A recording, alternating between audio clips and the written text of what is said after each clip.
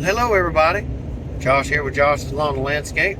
Thank y'all for taking the time to watch this one. And I must say, you honestly cannot make this stuff up. So let me throw a picture in right here. You see what I'm talking about? Never seen one do that before. I noticed that when I got to the property yesterday and went to pull the trimmer off and noticed that it looked like a wet spaghetti noodle hanging in the rack. I think I know what happened. Thankfully, I contacted my local dealer. Again, shout out to those guys at B&L Rental. And they have the tube assembly in stock, so I was able to purchase one, and I'll be able to get that repaired rather than having to buy a new trimmer. It appears to have snapped right at the block for the equipment defender rack. So if y'all have watched my channel for any length of time, you've seen me going up down the roads around my house. I live out on the dirt roads. It vibrates a whole lot, and I think just over time, I've had those trimmers for like 4 years or so. I think 4 going on 5, and I think just it shaking back and forth in the rack just finally created enough flex in that tube that it broke. That's what I'm guessing. I had the engine supports were there, so I think it was just kind of the side to side shake, because there is a little play in that block when you lock it in place, is what caused it. So the tube wasn't that expensive. The one I got is it's like $50 for the tube, the cable, everything in it. So I've already kind of disassembled the trimmer a little bit. I took Darwin's grip off, the trimmer heads off, stuff like that. So I still got to get the trigger handle and power head loose. So I'll probably do some video footage on that. But yeah, that is... Sorry, somebody's about to run up on the back of my trailer trying to get out of their way. Trying to head back, meet up, pick my brother-in-law up, and go cut some grass. So it just never fails, y'all. 2023 has been interesting so far.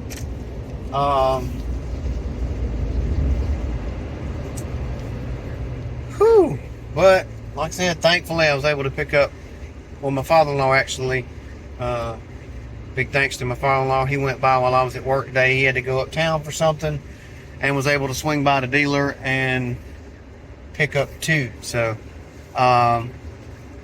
should have that on the way. We'll try to maybe get some footage of the V-Ride this afternoon if I can, or this may just turn into a video of me talking about the issues, the newest issues that I've had, and some stuff I got coming down the pipe. And I say that to mention I do have a new tool coming that I ordered. It's supposed to be here the next day or so. So we'll see when it gets here. I'll do a little tool reveal video. Something I've been thinking about buying for a while.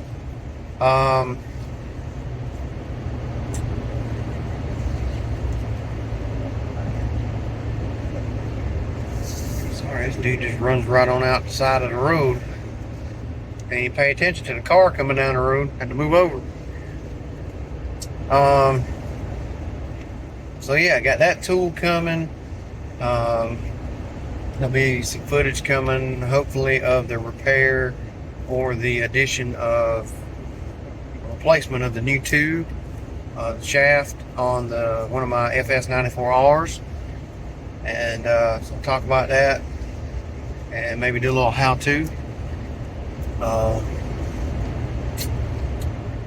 and that's where I'm at right now. So had a little bit of a late afternoon at work. We had a bus breakdown. I had to send the guy out to it. Luckily, it was an easy fix. I'm on the way home. Like I said, meet up with my brother-in-law, and hopefully we're gonna try this again. The quick track is sold. Gentleman is supposed to be coming down in the morning. And he's actually coming from Durham, North Carolina, which is about 4 hours away. Which, given the fact that he, after some negotiation, did agree to pay the full asking price that I had it listed for, makes me think I sold it maybe a little bit too low. But I don't know. I'm pretty comfortable with what I got out of it, and that money is going to allow me to pay off something that I want to get paid off. So, yeah, maybe do a little video of it driving out the driveway for a YouTube short or something. So that's where I'm at. That's what's going on, and just some updates and some new developments, should we call it, and. Stick around, we'll see. I might even do the work on the trimmer in this video if I don't get any mowing footage. Y'all stay tuned, we'll see what happens. Alright y'all, real quick. Didn't get any footage of a yard previously, but I want to talk about the trimmer tube. Just been really busy, so this is actually a day or two after the previous footage. But anyway, this is the trimmer that had the broke tube or broke shaft here.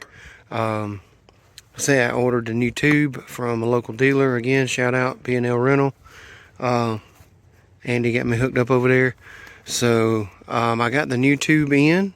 I just want to talk about it real quick. I think what happened is just from, see, it does have some play side to side, and I think just over time, maybe it has, this may have been over tightened, so that may have a little bit on my part.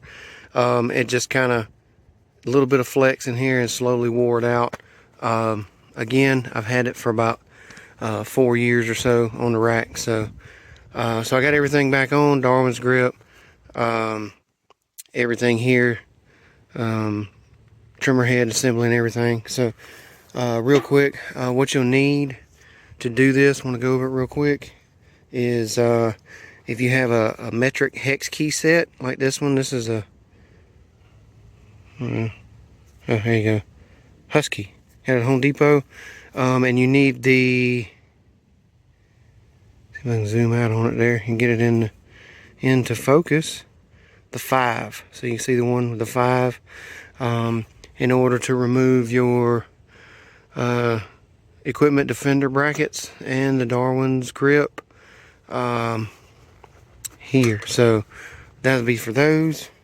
And then if you can get a Torx bit set, what you'll need is this one here, which is a T27, that one there, and then I believe it was the T20. So you'll need those two to do this. The T27 will loosen, there's one here, it's kind of hard to see. There's one right there, and then there's one up here in the side that goes into the tube. There's actually a hole in the tube that you'll have to line up when you put it in there. There's one there, and then this one on the bottom. Then the handle, the stock handle, these are both the T27s, as well as the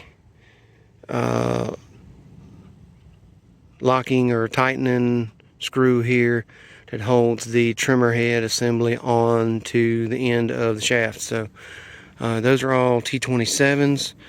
The T20s will be for, I think there's one up here, then this one, and then one up here, and then this one. So there's 4 there, I believe, on the other side.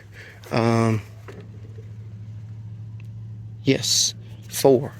So 4 T20s in the handle to separate it, and then there are 2 of the T27s inside the handle that keep the handle in place. It kind of clamps it down, so you'll have to take that one side of the handle loose to loosen those.